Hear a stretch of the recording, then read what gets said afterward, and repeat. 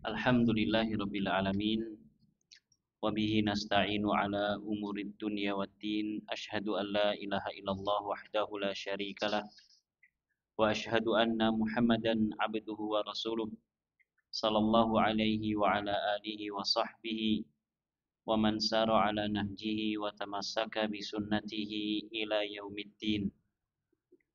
Qala Allah ta'ala fi kitabihil karim ya ayyuhalladzina amanu taqullaha haqqa tuqatih ولا تموتن إلا وأنتم مسلمون يا أيها الذين آمنوا اتقوا الله وقولوا قولا سديدا يصلح لكم أعمالكم ويغفر لكم ذنوبكم ومن يطع الله ورسوله فقد فاز فوزا عظيما.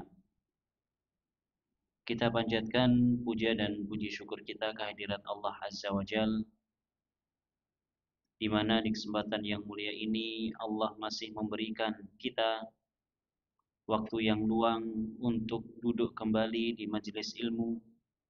Kita berharap kepadanya semata, semoga Allah berkenan melimpahkan kepada kita ilmu yang bermanfaat, yang membuahkan amal soleh, yang bisa menjadikan hati kita khusyuk dan juga takut kepadanya.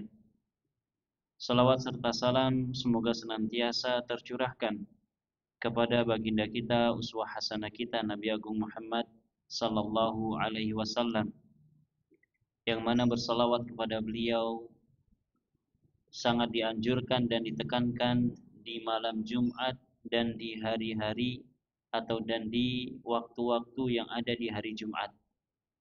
Dan beliau sallallahu alaihi wasallam sendiri yang mengatakan bahwasanya barang siapa yang bersalawat kepadaku, maka Allah Subhanahu wa taala akan membalasnya dengan 10 kali. Ini diantara keutamaan daripada bersalawat kepada Nabi sallallahu alaihi wasallam.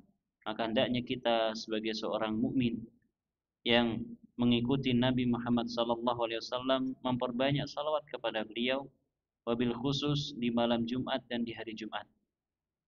Dan tentunya kita membaca salawat sesuai dengan aturan yang telah ditetapkan oleh Nabi kita sallallahu alaihi wasallam.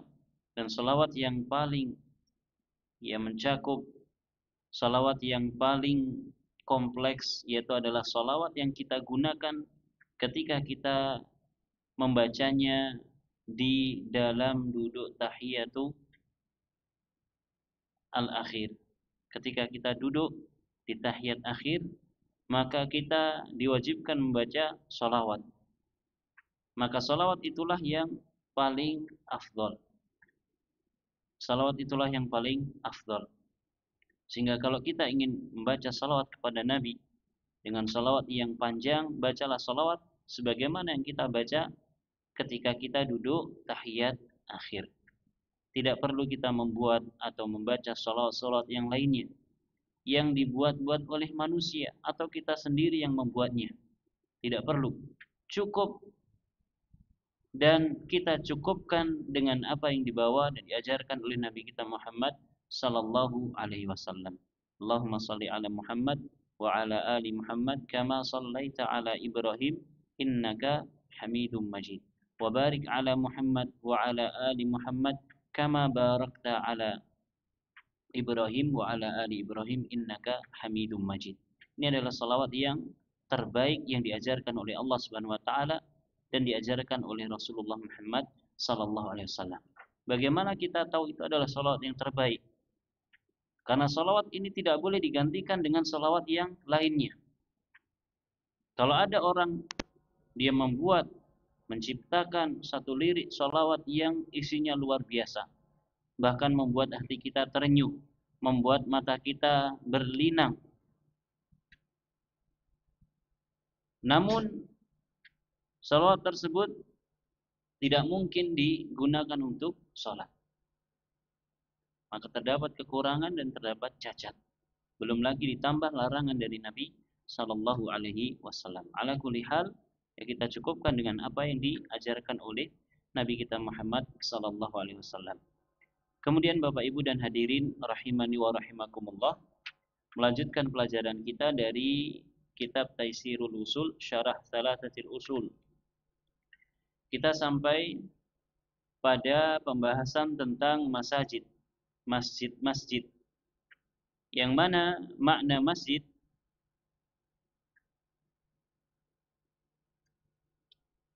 sudah kita sebutkan belum makna masjid? Belum ya? Belum. Kita masih pada pembahasan sebelumnya, yaitu bahwasanya Allah Subhanahu wa taala tidak ridha jika dipersekutukan dengan siapapun, baik itu seorang nabi ataupun malaikat ataupun orang selain nabi ataupun malaikat. Selanjutnya penulis mengatakan faida lam yarda subhanahu biibadati man kana qariban minhu kal malaikati awil anbiya'i wal mursalin wa hum afdalul khalqi. Jika Allah Subhanahu wa taala tidak ridha, jika Allah Subhanahu wa taala tidak ridha terhadap peribadahan yang ditujukan kepada orang-orang terdekat dengan Allah Subhanahu wa taala, seperti para malaikat, seperti para nabi, para rasul, Allah tidak ridha kalau ada orang beribadah kepada malaikat atau kepada nabi atau kepada rasul. Padahal mereka wahum afdalul khalqi. Padahal mereka adalah makhluk yang paling afdal. Fa ghairuhum bi tariqil aula. Maka selain para nabi, selain malaikat, selain para rasul, lebih-lebih lagi. Lebih-lebih lagi dalam hal apa? Lebih-lebih lagi dalam hal tidak diridhoi oleh Allah Subhanahu wa taala. Kalau orang beribadah kepada nabi saja tidak boleh, maka tentu orang beribadah kepada selain nabi tentu lebih tidak boleh lagi. Kalau orang bersujud kepada nabi tidak boleh, tentu bersujud kepada orang tuanya juga lebih-lebih tidak boleh. Karena nabi adalah manusia termulia. Li'annal ibadata la tasluhu illa lillahi wahdah. Karena yang namanya ibadah itu tidak dibenarkan, tidak menjadi salih. Salih itu artinya baik. Tidak menjadi baik kalau diarahkan kepada, maka sebagaimana dialah Allah semata, Dia yang Maha Esa, Al-Mutafarrid, yang Maha Esa bil khalqi, dalam hal penciptaan, warizqi, dalam hal memberikan rizki, wat tadbir, dalam hal mengatur alam semesta serta seluruh urusan yang ada di dalam alam semesta ini. Dialah Allah Rabbul Alamin. Yang mana makna Rabb, sebagaimana kita ulang dan terus kita ulang, maknanya adalah dialah Allah yang menciptakan, memberikan rizki, mengatur, merajai, menguasai. Maka sebagaimana dialah Allah yang maha itu semua, fahuwal mustahiqqu lil ibadah, maka dialah Allah semata yang berhak untuk diarahkan kepadanya seluruh bentuk ibadah. Wahdahu duna man siwahu, hanya kepada Allah semata dan tidak boleh diarahkan kepada selain Allah Subhanahu wa ta'ala. Maka dari sini kita memahami bahwa konsekuensi seorang muslim mengakui rububiyah Allah, konsekuensi seorang muslim mengakui bahwasanya alam semesta ini yang menciptakan adalah Allah, yang ngasih rizki Allah, yang ngatur Allah, yang nguasain adalah Allah. Konsekuensinya apa? Ketika dia beribadah harus hanya boleh ditujukan kepada Allah. Ini adalah konsekuensi dari rububiyah. Fal muslimu yajma'u baina amrayni. Maka seorang muslim dia mengumpulkan dua hal.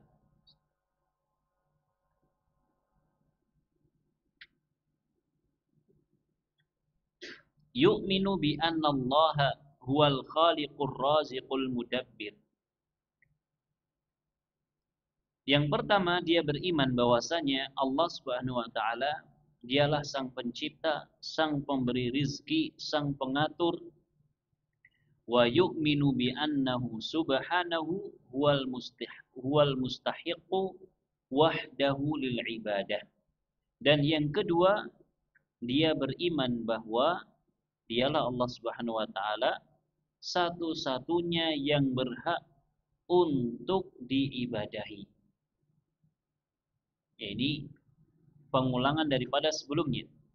Ya, seorang mukmin dia meyakini bahwasanya Allah sang pencipta, sang pengatur, sang pemberi rizki, dan seorang mukmin meyakini bahwasanya Allah dialah yang berhak untuk diibadahi. Min dzabhin wa salatin wa nadrin wa halifin wa ghairiha. Baik bentuk ibadah itu adalah berupa dzabh, penyembelihan. Seorang mukmin dia meyakini bahwasanya alam semesta yang diciptakan adalah Allah. Maka kalau dia menyembelih, dia tidak boleh menyembelih kecuali hanya untuk Allah. Loh, memang ada orang menyembelih untuk selain Allah? Ada. Dan di masyarakat sekitar kita masih banyak. 17 Agustusan. Katanya malam tirakatan. Nyembelih untuk siapa? Untuk sing bau reksa dusun. Apakah ini untuk Allah Subhanahu wa taala? Tidak. Untuk sing ngayomi desa. Ini tidak dibenarkan. Kenapa demikian? Karena menyembelih termasuk bagian ibadah. Dalam sebuah surat yang pendek, yang saya yakin tidak ada di antara kita yang duduk di sini kecuali menghafalkannya. Fasalli li rabbika wanhar. Dirikanlah salat untuk Rabbmu semata, wanhar, dan menyembelihlah. Menyembelih adalah termasuk bagian ibadah. Tidak boleh ditujukan kepada selain Allah. Baik itu makhluk hidup ataupun makhluk mati. Makhluk hidup seperti jin, manusia, tumbuhan, hewan. Makhluk mati seperti bebatuan, gunung, laut. Ngapain nyembelih untuk laut? Laut pun juga adalah makhluk Allah. Laut pun juga tunduk terhadap perintah Allah Subhanahu wa taala. Kenapa kita harus takut kepada laut? Oh, kita takut kepada penjaga laut. Sinten sing jaga laut? Sinten sing jaga laut? Sinten, Pak? Petugas TPR. Yang jaga laut yang petugas TPR ketika masuk. Yang jaga laut adalah yang menguasai lautan. Nah, sekarang siapa yang menguasai lautan? Kalau bukan Allah Subhanahu wa taala. Loh, ada sing bau reksa laut. Ya, siapa yang bau reksa laut? Allah Subhanahu wa taala. Tidak ada selain Allah Subhanahu wa taala. Itu hanya keyakinan, dongeng serta khurafat yang dibuat-buat oleh masyarakat sekitar. Maka ketika kita menyembelih, kita niatkan untuk Allah Subhanahu wa taala. Dan tidak jarang di antara kaum muslimin ketika menyembelih bismillahi Allahu akbar, tapi dalam hatinya tidak dia niatkan untuk Allah. Banyak yang masih melakukan demikian. Maka tentu ini tidak dibenarkan. Wallahul musta'an. Kemudian juga salat. Ya, apalagi salat. Hanya boleh ditujukan untuk Allah. Nadar. Nadar. Ya, seseorang bernadar, kalau saya bisa ya sukses dalam hal ini, saya akan melakukan ini lillahi ta'ala. Maka ini adalah nadar. Kalau saya lulus juara 1, saya akan berpuasa selama 3 hari berturut-turut. Ini nadar. Kalau saya berhasil meminang anaknya Pak Fulan, saya akan ya bulan madu di tanah suci lillahi ta'ala. Ini adalah nadar. Ini adalah nadar yang harus ditunaikan lillahi ta'ala karena Allah Subhanahu wa taala. wa halifin, begitu pula sumpah. Sumpah itu juga merupakan ibadah. Tidak boleh seseorang bersumpah dengan nama selain Allah. Tidak boleh seseorang bersumpah dengan nama selain Allah, apapun namanya. Bahkan kalau seseorang bersumpah atas nama Ka'bah pun juga tidak dibenarkan. Kalau seseorang bersumpah atas nama Nabi Shallallahu Alaihi Wasallam pun juga tidak dibenarkan. Ketika seseorang bersumpah, maka sumpahnya harus karena Allah, demi Allah. Bahasa Arabnya wallahi atau billahi atau tallahi. Bahasa kita demi Allah. Tidak boleh dengan demi selain Allah. Demi Nabi, demi Ka'bah, demi jabatan saya, demi amanah yang dipikulkan di pundak saya. Ini semua tidak diperbolehkan. Ketika bersumpah harus atas nama Allah Subhanahu wa taala wa ghairiha dan selainnya. Wa anna ibadata man siwallahi batilatun. Dan seorang mukmin dia harus meyakini bahwa seluruh peribadahan yang ditujukan kepada selain Allah merupakan bentuk kebatilan. Kalau ada ibadah ditujukan kepada selain Allah, maka itu adalah ibadah yang batil. Termasuk kita. Kita cek diri kita. Apakah ketika kita beribadah, ketika kita sholat, ketika kita puasa, ketika kita haji, apakah semuanya itu kita tunaikan karena Allah Subhanahu wa taala ataukah karena ada faktor yang lain yang mendorong kita untuk melakukan ibadah tersebut? Kalau memang karena Allah, walhamdulillah. Tapi kalau belum karena Allah, maka tugas kita adalah memperbaiki niat. Perbaiki niat. Kenapa saya duduk di Masjid As-Salam ini? Pada maghrib sampai isya. Oh, saya menuntut ilmu. Saya ingin belajar, ingin menambah khazanah keilmuan dan wawasan saya tentang agama Islam. Oke, niatnya untuk apa? Timbane nang omah nganggur, gur HP-an. Ya napa mboten? Nggih. Timbangane nonton film kolosal, kolosal nggih. Timbangane nonton sinetron. Mending di masjid ngrungokne pengajian. Itu niat yang sudah baik. Tetapi alangkah lebih baiknya jika kita pasang niat karena Allah Subhanahu wa taala. Allah taala a'lam. Dalilnya, dalil yang menunjukkan akan hal ini yaitu adalah ala anna Allah la yarda ayyushraka ma'ahu ahadun fi ibadatihi kainan man kana. Dalil yang menunjukkan bahwasanya Allah tidak ridha. Allah tidak rela jika disekutukan dengan seorang pun dalam beribadah. Yaitu firman Allah Subhanahu wa taala wa annal masajida, yaitu firman Allah dalam surat Al-Jin bahwasanya masjid-masjid itu lillahi, hanyalah milik Allah. Wa annal masajida ay amakinus salawati au a'dha'us sujud. Bahwasanya masjid-masjid itu, masjid itu memiliki dua makna. Saya tidak tahu ini sudah dijelaskan di sini atau belum. Belum gitu. Masjid itu memiliki dua makna. Makna yang pertama yaitu adalah amakinus salat atau amakinus salawat, tempat-tempat didirikannya salat. Ini disebut dengan masjid. Tempat kita sekarang ini disebut dengan masjid. Tempat kita sekarang ini disebut dengan masjid. Ya, surau, musola itu adalah masjid karena merupakan tempat untuk didirikannya sholat. Kemudian makna yang kedua yaitu adalah a'dha'us sujud. Masjid yaitu adalah bagian badan yang digunakan untuk sujud. Bagian badan yang digunakan untuk sujud. Wa annal masajida lillah.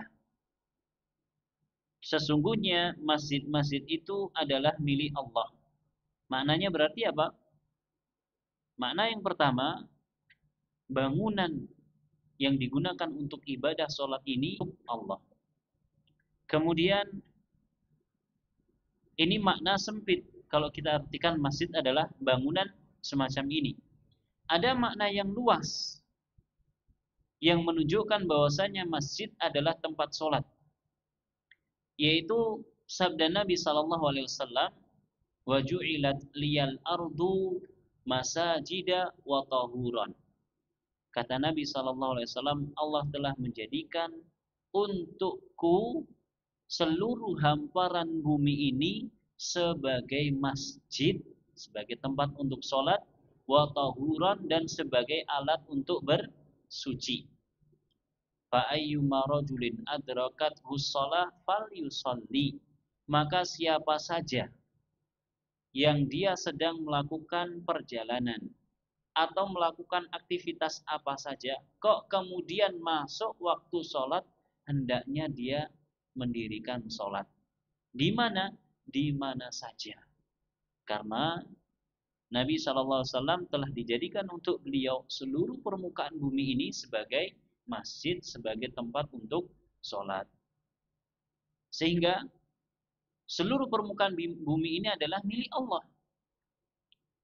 Sehingga tidak boleh kita menyekutukan Allah Subhanahu wa taala dengan seorang pun di atas muka bumi ini. Ini makna yang lebih luas.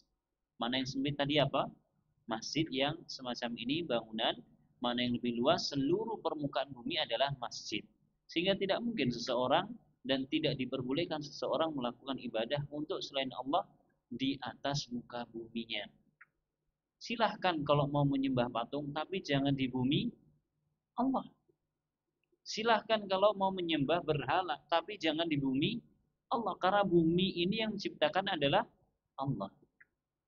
Dan Allah tidak ridho, tidak rela kalau bumi Allah ini yang Allah katakan melalui lisan nabinya sebagai masjid, Allah tidak ridho kalau digunakan untuk beribadah kepada selain Allah. Ini makna yang pertama. Makna yang kedua, masjid adalah anggota badan kita yang kita gunakan untuk sujud. Berarti napa mawon? Anggota sujud napa mawon?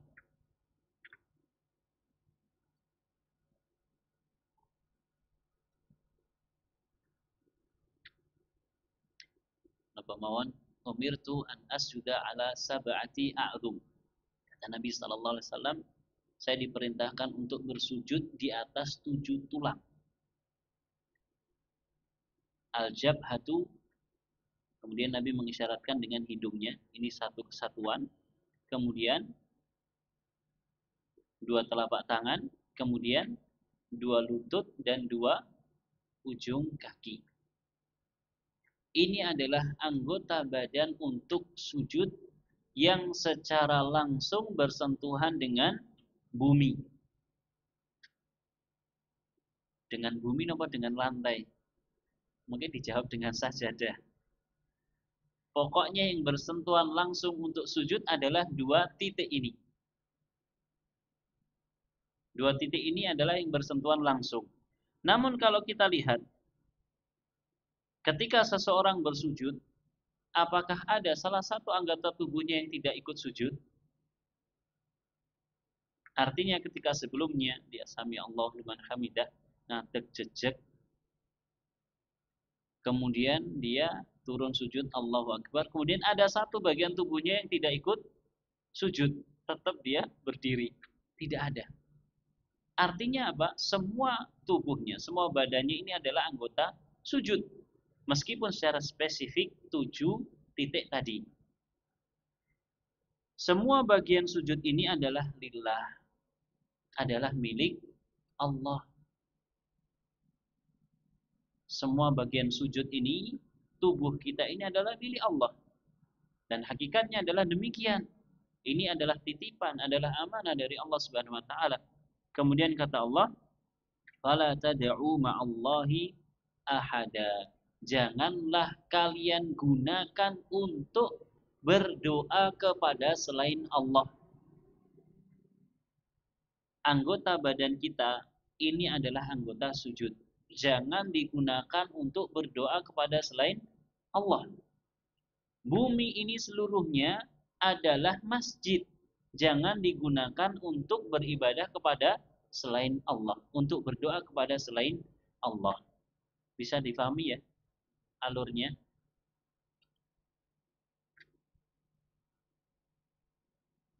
Di dalam firman-Nya ini Allah mengatakan fala tad'u ma'allahi ahadan. Janganlah engkau berdoa bersama Allah Subhanahu wa taala seorang pun, berdoa kepada selain Allah Subhanahu wa taala. Kenapa Allah sebutkan dengan tad'u? Kenapa tidak tusolli?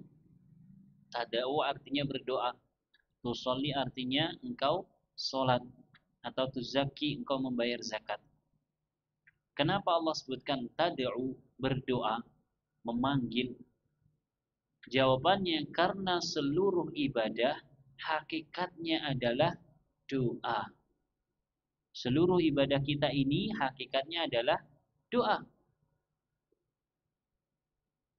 Sebagaimana para ulama menjelaskan bahwasanya doa itu ada dua.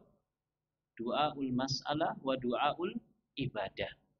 Doa masalah itu doa permintaan atau permohonan. Ya Allah, saya pengen punya anak. Tolong kasih saya anak.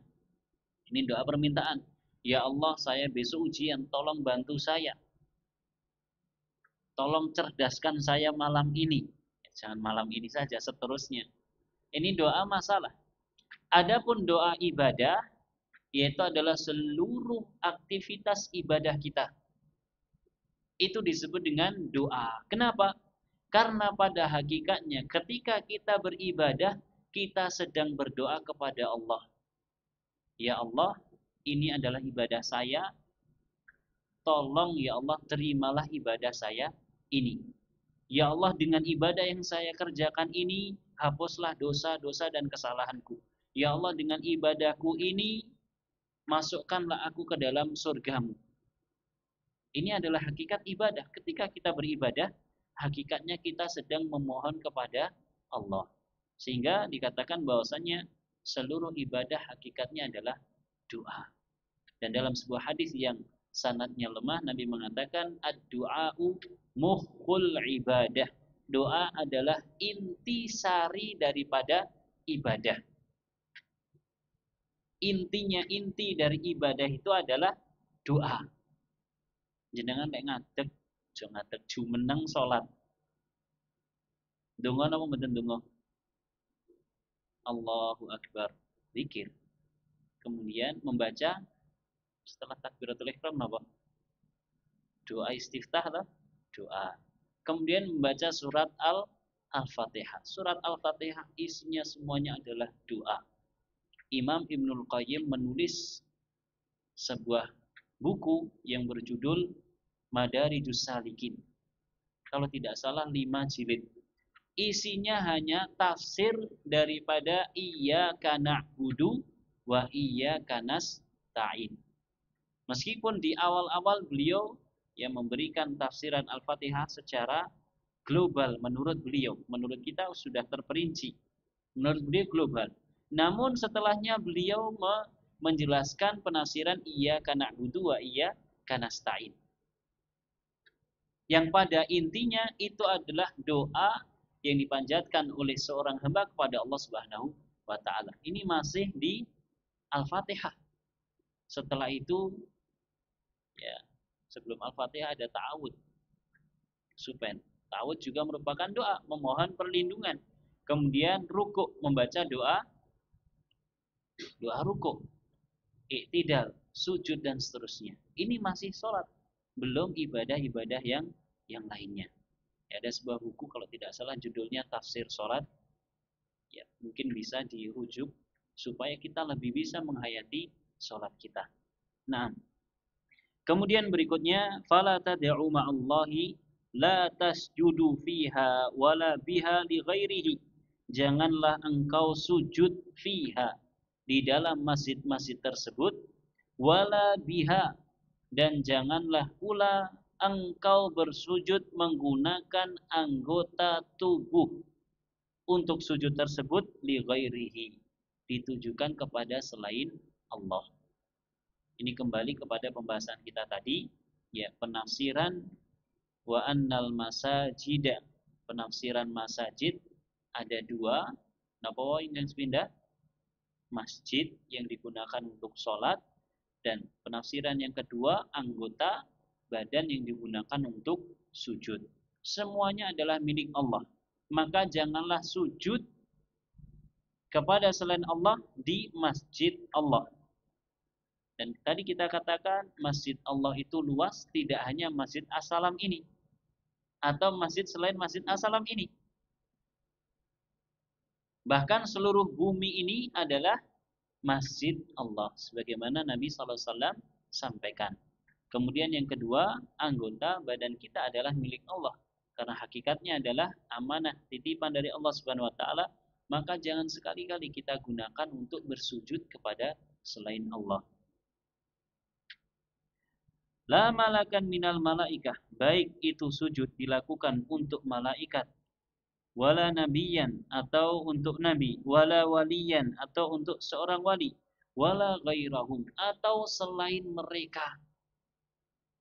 Selain nabi, selain malaikat, selain wali, nabi kita tidak ketemu.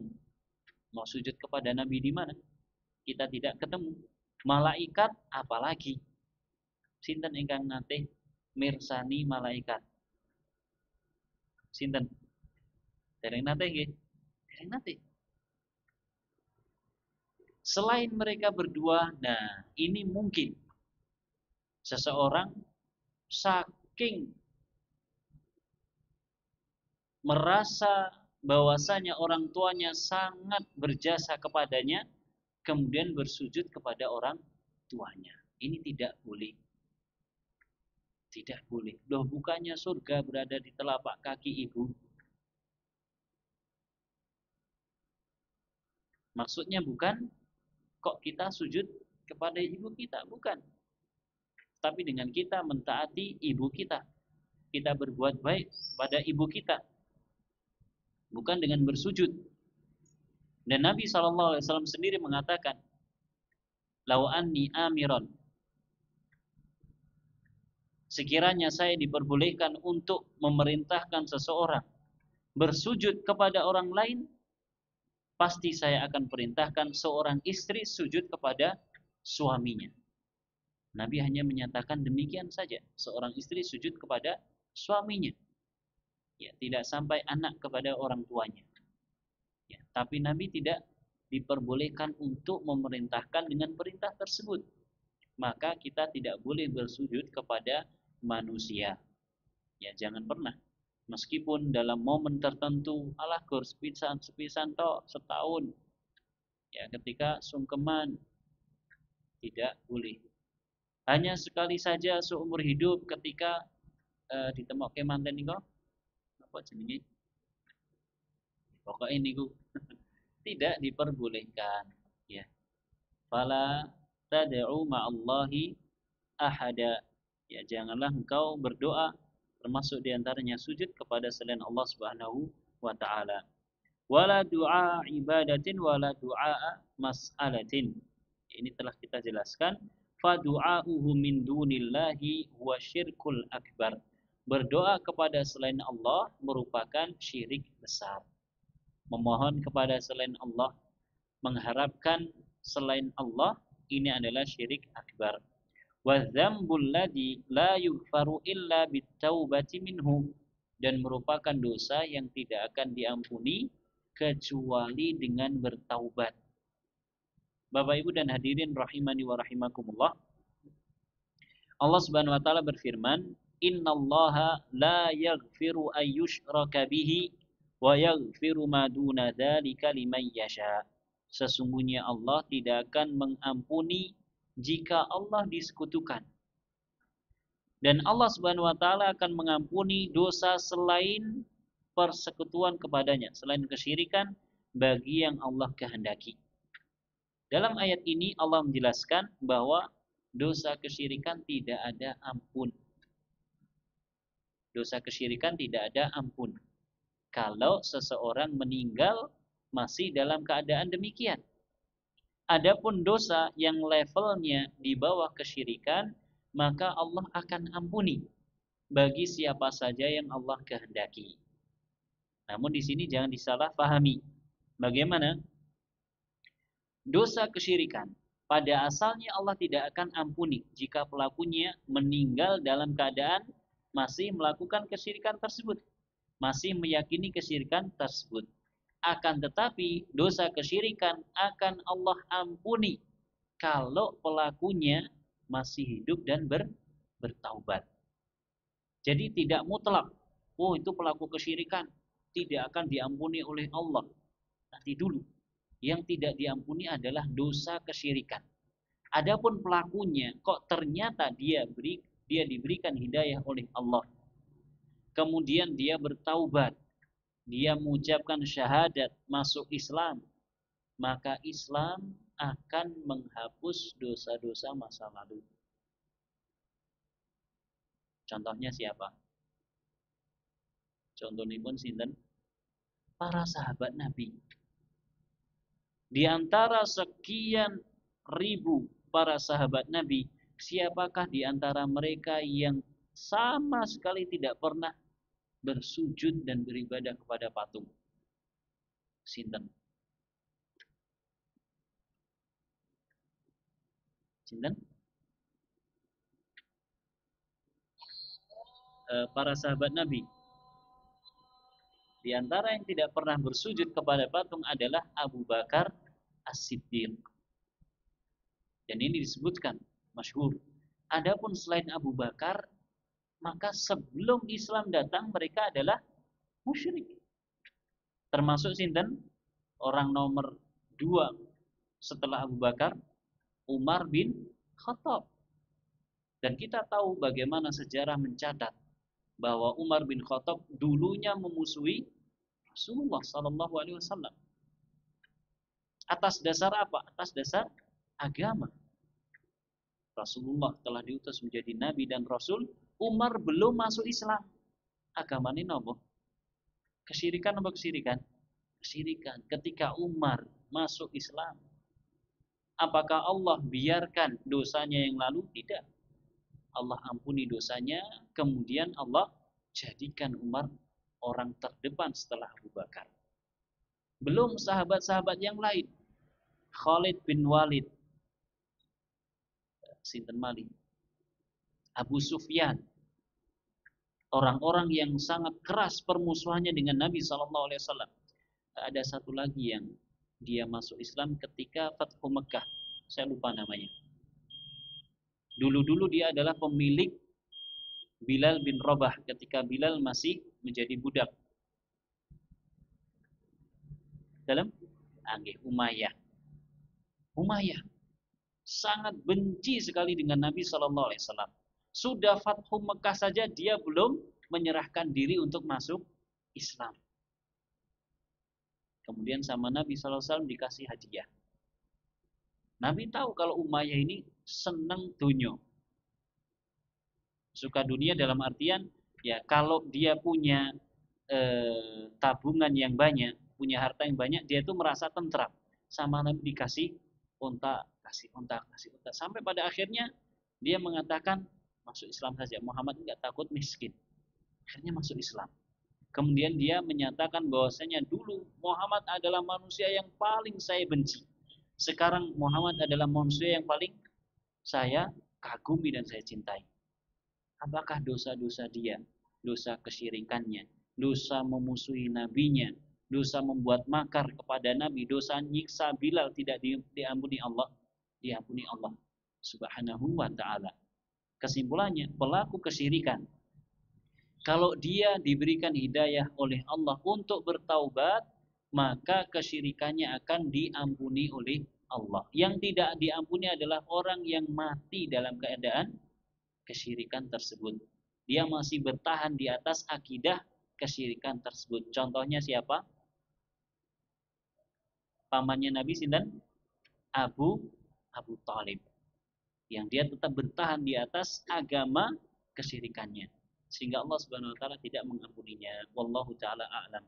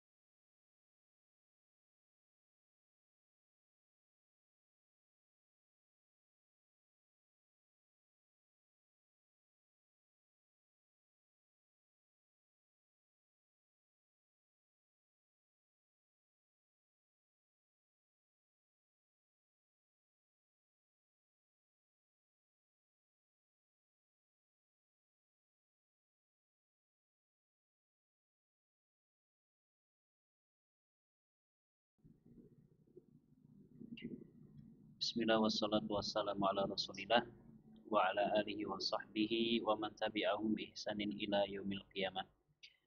Kita lanjutkan sedikit. Jadi kesimpulannya, pelaku kesyirikan kalau memang dia bertaubat dengan taubat nasuha, maka Allah akan mengampuninya. Bukankah kita dahulu sebelum kita ngaji mungkin juga pernah terjatuh dalam kesyirikan? Mungkin diantara kita pernah merdukun. Nanti mboten, Pak. Nanti no mboten. Belas mboten nanti. Nanti. Sekarang taubat terus ora diampuni pelaku kesyirikan. Tidak. Kalau benar taubat kita kepada Allah Subhanahu wa taala, Allah akan ampuni. Mungkin diantara kita dulu pernah belajar ilmu-ilmu tertentu. Belajar pencak silat yang diajari bisa berjalan di atas air.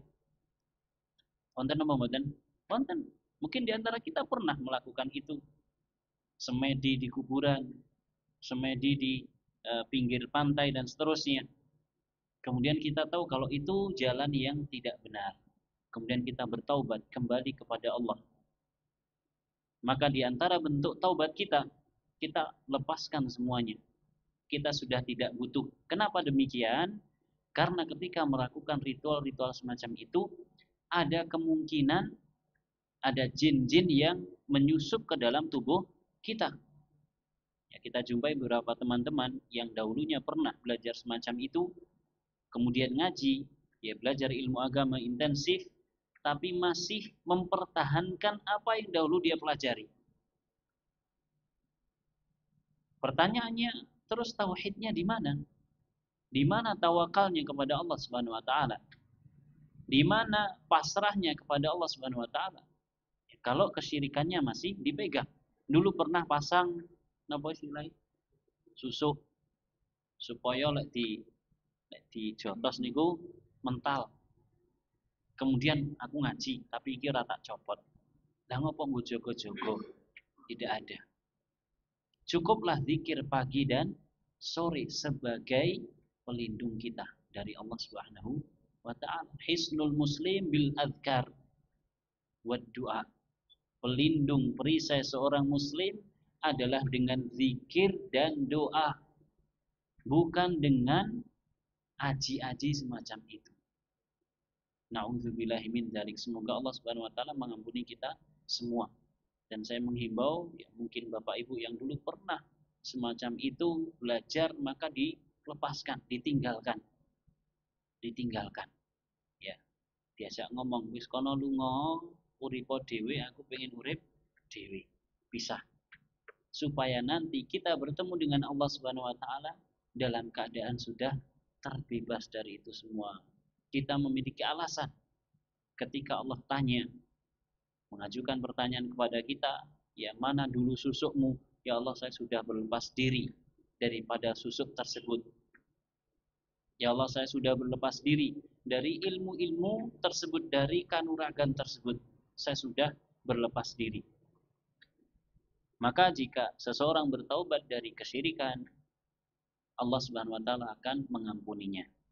Adapun dosa yang levelnya di bawah kesyirikan, maka akidah Ahlussunnah wal Jamaah menyatakan pelakunya di bawah masyiatullah, di bawah kehendak Allah. Kalau Allah berkehendak, Allah akan ampuni dengan sebab kebaikan-kebaikan yang dia lakukan. Innal hasanat yudhibna sayyiat. Sesungguhnya kebaikan-kebaikan itu bisa menghapuskan keburukan-keburukan. Kalau Allah menghendaki, Allah akan ampuni dengan sebab kebaikan-kebaikan yang dia lakukan. Atau bahkan Allah akan ampuni tanpa syarat. Pelaku dosa yang levelnya di bawah kesyirikan, boleh jadi Allah akan ampuni dengan tanpa syarat. Bimahdi fadlillahi wa rahmatihi. Dengan rahmat dan anugerah dari Allah Subhanahu wa ta'ala. Ini kemahabaikan Allah Subhanahu wa taala tentunya. Ya, seseorang melakukan dosa kemudian Allah ampuni dosanya tanpa ada taubat yang dia lakukan. Ya wis lek ngono cilik-cilian, kecil-kecilan kita melakukan dosa. Ya jangan. Kenapa jangan? Karena kita tidak tahu. Apakah Allah berkehendak untuk mengampuni kita atau tidak? Rapopo lah. Paling gur ngene tok jangan. Karena kita tidak tahu apakah kehendak Allah itu berlaku kepada kita atau tidak. Fahuwa subhanahul mutafarridu bil wahdaniyah. Maka dialah Allah Subhanahu wa taala yang Maha Esa, yang bersendiri di dalam wahdaniyah, kemahaesaannya. Wa huwal qahiru fawqa ibadihi al-qawiyyul matin. Dialah Allah Subhanahu wa taala yang Maha perkasa di atas seluruh para hambanya, al-qawi yang Maha kuat, al-matin yang Maha kokoh. La yarda an tusrafa al-ibadatu li ghairihi. Allah tidak akan ridha, tidak akan rela jika ada ibadah yang diarahkan kepada selainnya. Au ayyuj'ala al-makhluqud dha'ifu syarikan lahu fil ibadah. Dan Allah tidak akan ridha jika ada makhluk yang lemah yang diduakan bersama Allah Subhanahu wa taala. Ya, makhluk itu lemah, tidak ada makhluk yang kuat. Sekuat apapun makhluk akan diakhiri dengan kelemahan. Sekarang kita mungkin lagi kuat-kuatnya. Usia antara 30 sampai 40 atau sampai 50 tahun. Tapi lihatlah setelah 50 tahun, kita akan melemah. Dan ini merupakan sunnatullah. Kalau kita melihat hewan buas, kenapa hewan buas yang paling buas? Macan utawi singa. Ketika kecil lucu, gede sedikit sudah mulai mengerikan. Ketika di masa-masanya dia akan berjaya, kuat. Tapi nanti pada suatu saat dia akan lemah, kemudian ya mungkin akan dimakan oleh grupnya sendiri, oleh sesama singa. Demikian pula manusia. Demikian pula makhluk yang lainnya. Kenapa harus kita agungkan? Kenapa kita mengarahkan ibadah kita kepada mereka? Ya, tidak ada alasan untuk itu semua. Wallahu taala a'lamu bishawab. Ini yang bisa disampaikan. Mohon maaf kiranya ada kesalahan dan kekurangan. Usini wa iyyakum bitaqwallah. Kita akhiri wa sallallahu ala nabiyyina Muhammad wa ala alihi wa sahbihi wa sallama tasliman katsira. Subhanakallahumma wa bihamdika asyhadu an la ilaha illa anta astaghfiruka wa atubu ilaik. Wassalamualaikum warahmatullahi wabarakatuh.